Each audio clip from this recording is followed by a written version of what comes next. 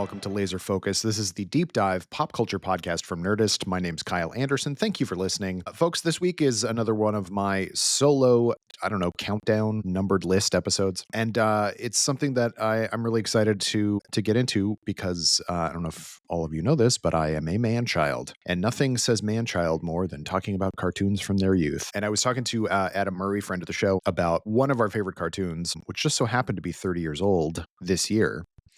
And that made me look up what cartoons came out in 1995, what other cartoons, I mean. And there are quite a few that I remember loving when I was a kid. So what this is going to be is, so I was 11 years old when in 1995, or I turned 11 in 1995.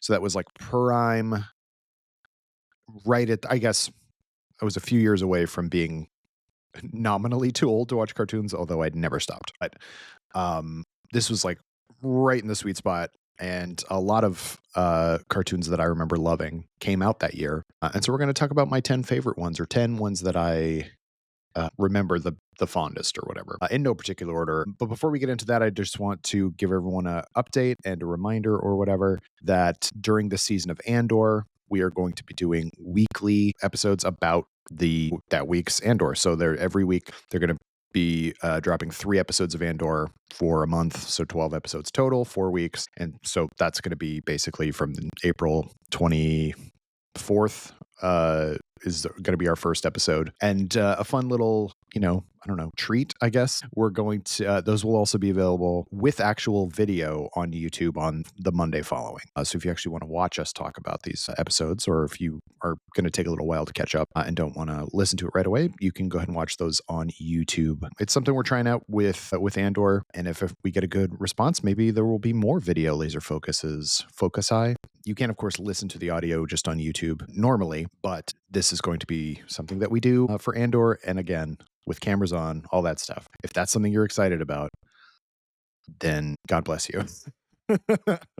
Anyway, so yeah, here are my favorite cartoons from 1995. In no particular order, like I said. I did want to shout out that I think it's very strange that 3 of these cartoons, one of the ones that I'm about to mention, I don't actually like that much. The other 2 I did like, but there were 3 cartoons that debuted in 1995, all based on Jim Carrey movies, which is a wild thing to say. There were cartoons for Ace Ventura: Pet Detective, Dumb and Dumber, and The Mask. They all debuted in 1995. They were all by different production companies and production houses, I believe. The Mask and Ace Ventura both did air on CBS, and then Dumb and Dumber was on ABC.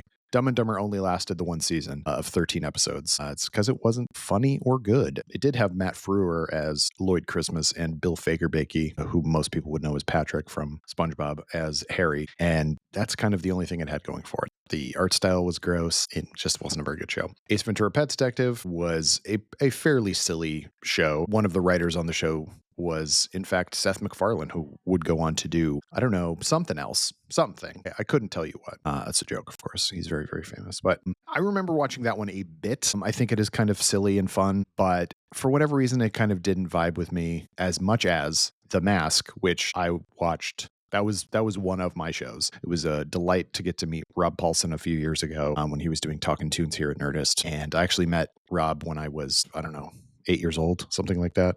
8 or 9 years old. Whenever Animaniacs first came out, they did a tour of malls of Warner Brothers stores throughout America, and I was in Colorado, and I actually somehow convinced my mom to take us to the Cherry Creek Mall Warner Brothers store. The Cherry Creek Mall might still be there, but the Warner Brothers store is long since gone, and Rob Paulson and Jess Harnell were there signing autographs, and it was a great day. But then many years later, obviously, I got to meet Rob again when he was doing Talkin' Tunes, and it was just really nice to be able to be like, hey, I met you when I was a child, and now I'm a grown person. I'm sure he hears that all the time. But him as Stanley Ipkiss / The Mask was a delight. I really enjoyed that show quite a bit. I liked how weird it was. I mean, that one makes the most sense to me to be a cartoon, honestly. Like, it was about a guy becoming a cartoon character, essentially. Like, why wouldn't that? And also, there is the sense that you can turn that into a superhero type narrative, like a funny superhero show, about which we will talk more later. But I think that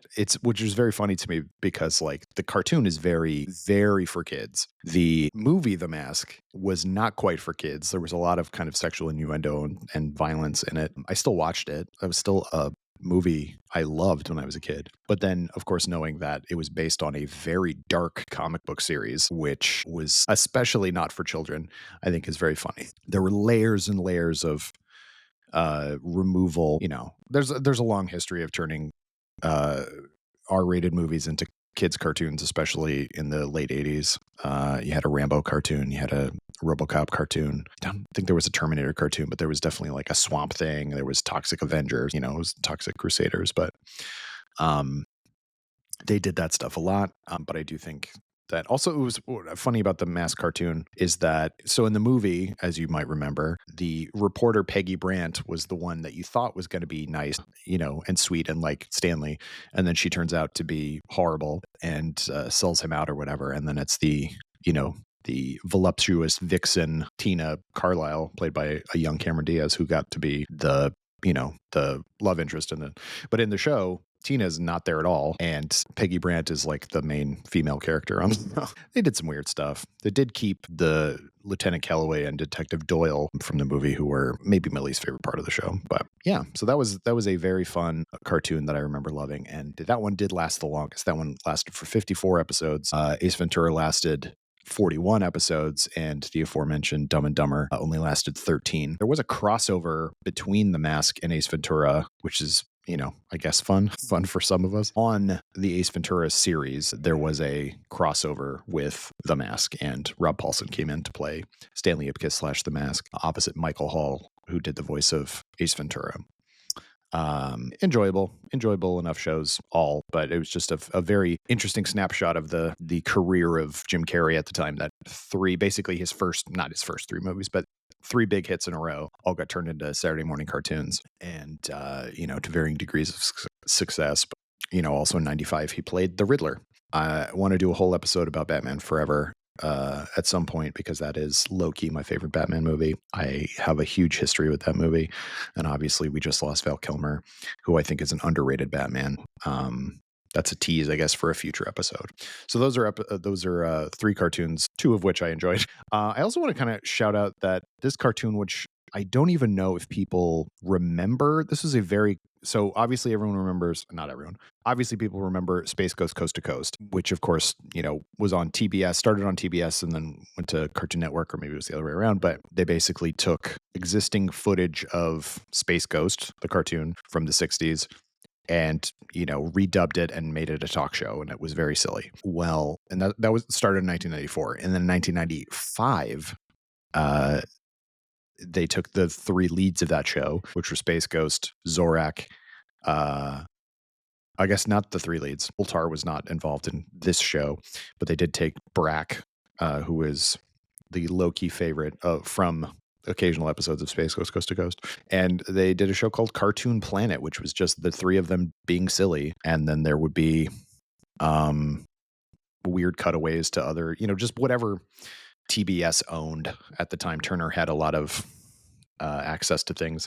For example, Ultra 7, Ultraman spinoff or continuation from 1967. They owned the rights to that for a brief period of time, and so they could just put in footage from Ultra 7 all the time in a segment called Messages from Outer Space, as well as vacation spots around the universe. But I loved Cartoon Planet. I absolutely loved it. Truly a strange period of time, but that was like, I felt like I was watching something not that I shouldn't be watching, but that was sort of like, can you believe I'm watching this? Like, it's such a silly show using old footage from an old cartoon that I barely remember. I really remember, you know, the voices. There was like they put out multiple albums of music, original music from Cartoon Planet as well. So yeah, it was an interesting time. Hopefully, I'm sure people do remember it actually, if they put out albums. But then that begat the Brack Show, which was on Adult Swim, back when Adult Swim was actually a thing, which was never quite as funny to me. And maybe it was just because I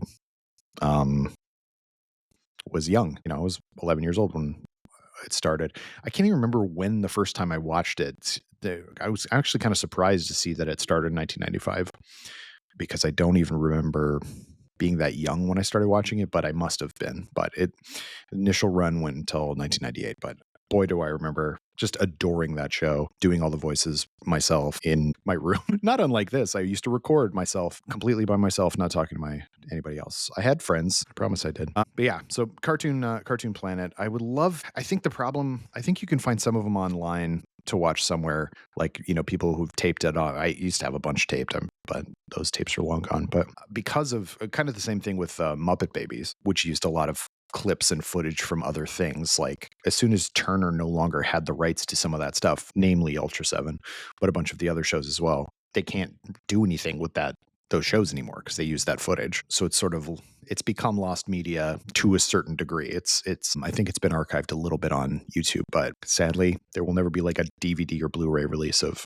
Cartoon Planet, even though I absolutely loved it. They had segments like Brack's School Days, where he just told ridiculous stories about his time at school, Zorak's Horoscopes, where he would do horoscopes, and of course it would always be violent and terrible. A Poet's Corner, Top 5 Cartoon Countdown, like I said, Vacation Spots Around the Universe, Cartoon Planet Storybook, Learnin' to Talk Italian, Zorak's Nugget of Joy, Zorak's Helpful Hints, and Cooking with Brack. Those were all the segments, and they just used the same like 6 shots of each character over and over and over again, and I loved it. It was my favorite show. Speaking of cartoons based on things that you kind of felt were like, oh, is this really for kids? I can't believe it's for kids. Was sadly short-lived. It only lasted 23 episodes. But an adaptation of the video game series Earthworm Jim, which was a very fun game that I only ever played when I was at my friend's house because I did not have a Sega Genesis. And I don't actually even know if it was on Super Nintendo. I refuse to look it up. Don't tell me. But my friend had a Sega Genesis and he had Earthworm Jim. And so I would go over there and play that. But that was the only time I'd ever actually played it. And then this TV show came out and, Dan Castellaneta played Earthworm Jim among a million other characters, and characters like Professor Monkey for a head, and then he would flip upside down and be Monkey Professor for a head, Queen Slug for a butt, of course, whose full name refused to learn, turns his eyelids inside out boy, which is just incredible. Abraham Lincoln was a character on the show. The Hamsternator, Peter Puppy, of course, was the sidekick of Earthworm Jim, who would become a giant like monster if he would sneeze, I think. Psy-Crow was one of the main bad guys. Yeah. So anyway, I think the show, if I remember correctly, yeah, this was a kids WB show, and it always was like kind of late in the run on Saturday mornings or in the lineup, I guess I should say. And so I don't remember watching it as much as watching some of these other ones, but every time I did, I always remember laughing quite a bit because it's just kind of a zany, weird show. I also used to, because again, I was a real cool kid, but I used to TV, especially cartoon theme songs off of the TV and put them all on a tape so I could listen to theme songs over and over again. Like I said, real cool guy raised by TV. And so this was one that I taped. And so I definitely listened to the theme song way more than I actually watched the show. Earthworm Jim, they think he's mighty fine. Earthworm Jim, a hero for all time.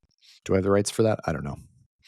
Is it even recognizable? I'm going to shout out a couple of anime that started in 1995. However, they did not come to the United States, or at least, yeah, one of them I know didn't come to the United States until 97, so I'm kind of cheating. And then the other one might have, but I didn't watch it until I was in college. So the first of those is Mobile Suit Gundam Wing, which, as far as I knew at that point, was the only Gundam show there was, because that was the first time I'd ever heard of that thing. But I remember, the early days of Toonami, that was like one of the coolest shows, because it's like, oh, look, you can pilot this giant robot and it has a sword and a gun and all this stuff and wings, and it looked so awesome. And if those of you who are as old as me might remember that the early Toonami announcer or voiceover was Optimus Prime himself, Peter Cullen.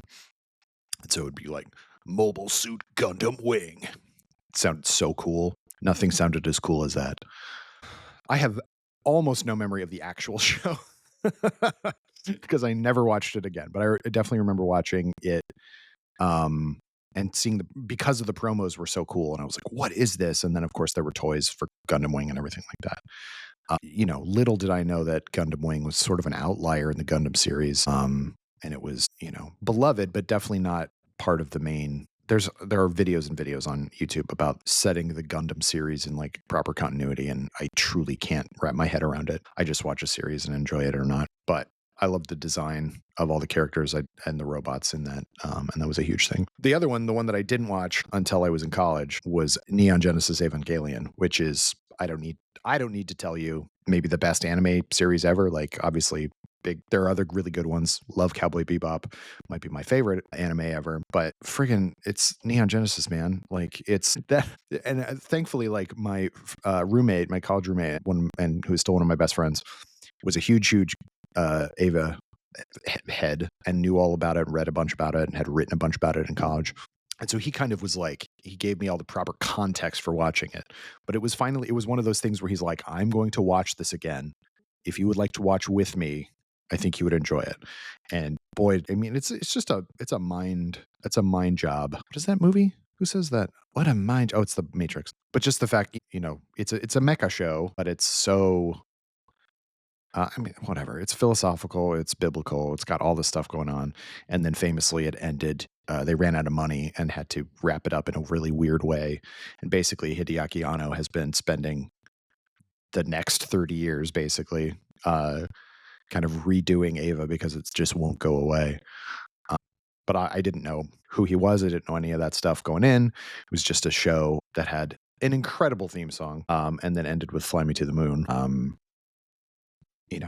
And it's an indelible series. Like I can't believe it's 30 years old at this point, and I'm sure I watched it 20 years ago and it was still just like, it felt so ahead of its time, even though like obviously it felt very 90s in terms of the look of the animation, but storytelling wise it was so kind of out there. And you can ride or maybe you can't anymore, but you used to be able to ride an Ava Unit 1 train in Tokyo. I think that's the case.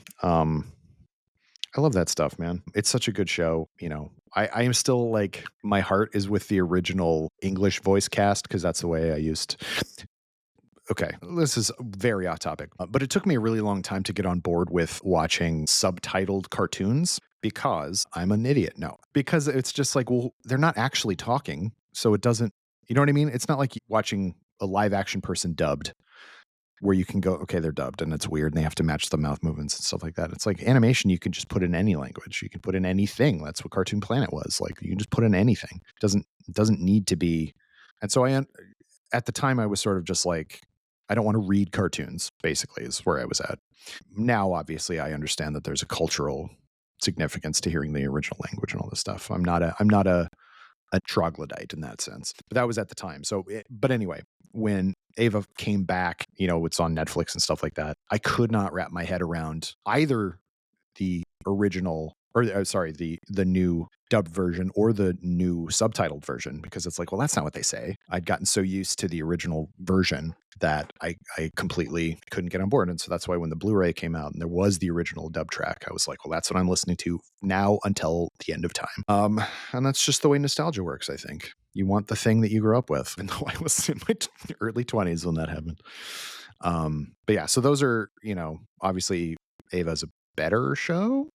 I don't think that's controversial, but Gundam Wing also, had huge cultural significance at the time. And then I want to wrap up by talking about 3 kids WB shows, 3, I guess, proper kids WB shows. Some of them aired on, the ones that I've already mentioned, aired on kids WB. But so Tiny Toon Adventures was a huge kind of turning point in 90s animation because it had Steven Spielberg's name attached to it. It revitalized Warner Brothers Animation. It put actual money and time and effort. Tiny Toon Adventures looks great. They animated it as beautifully as anything. The music is great. There was a full orchestra, and that, of course, led to further show. I mean, Batman the Animated Series was not Steven Spielberg, but that was the same era of cartoons that were where there was so much effort and money put into these actual hand-drawn animated series, and the writing was really good and everything like that.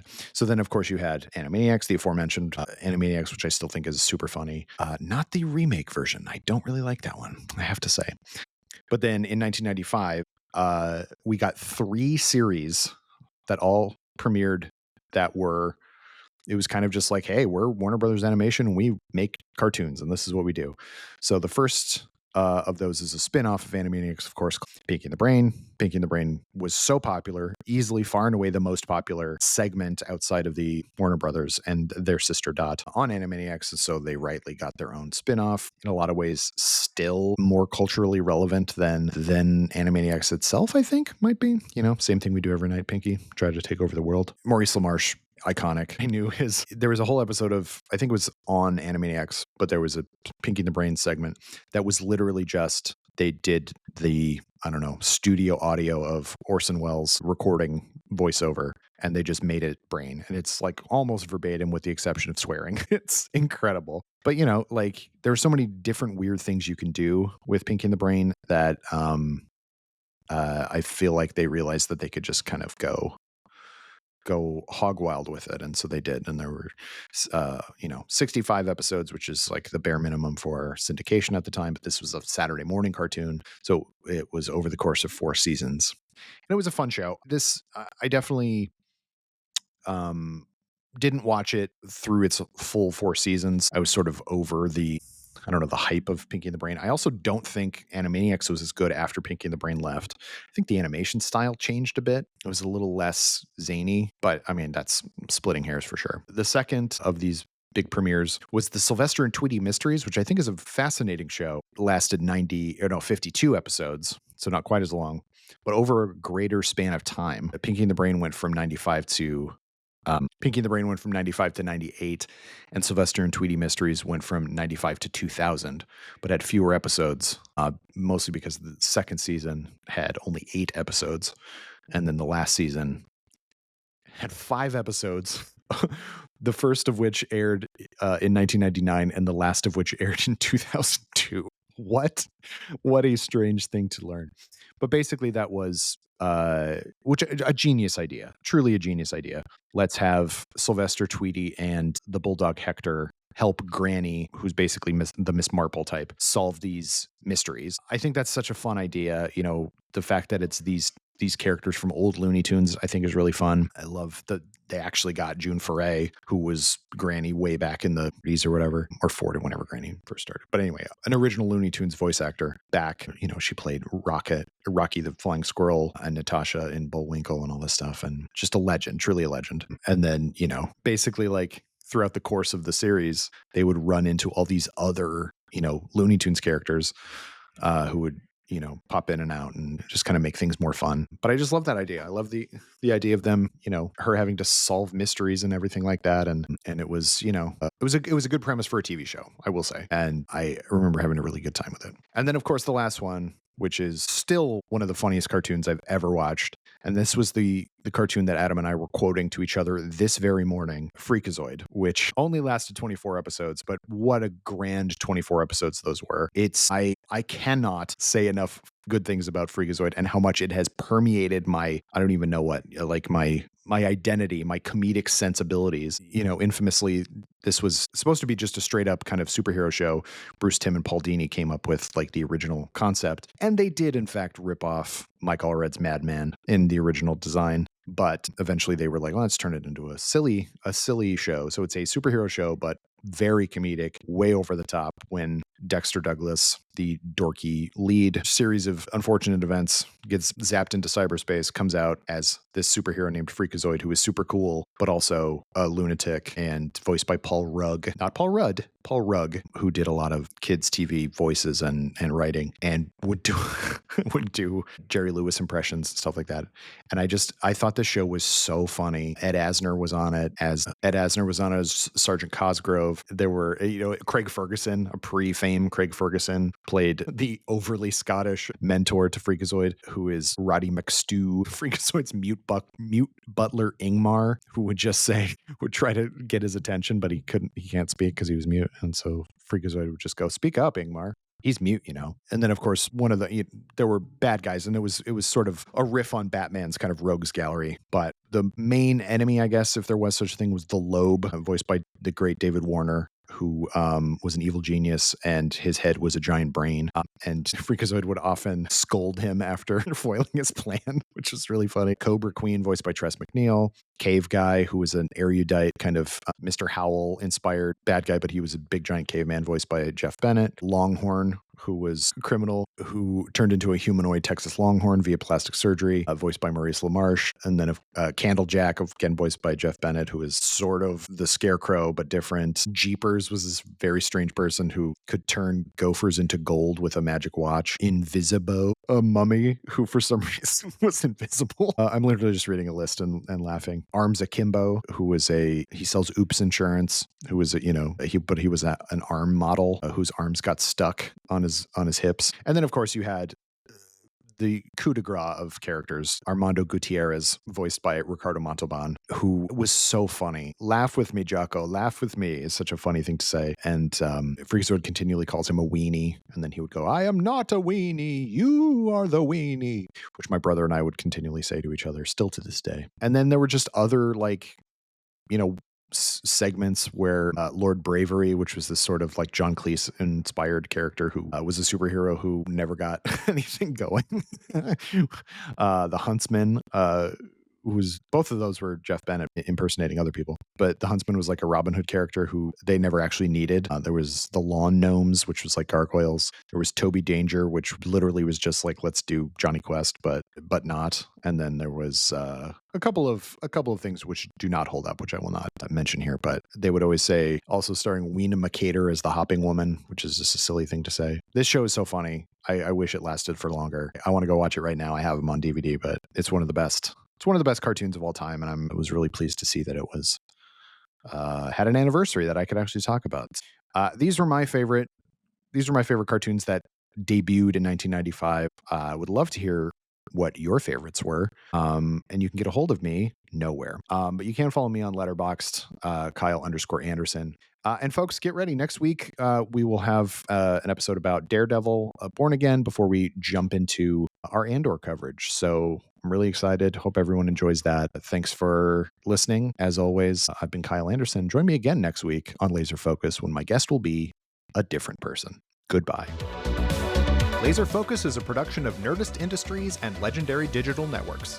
It was produced, edited, and hosted by me, Kyle Anderson. For more, visit Nerdist.com.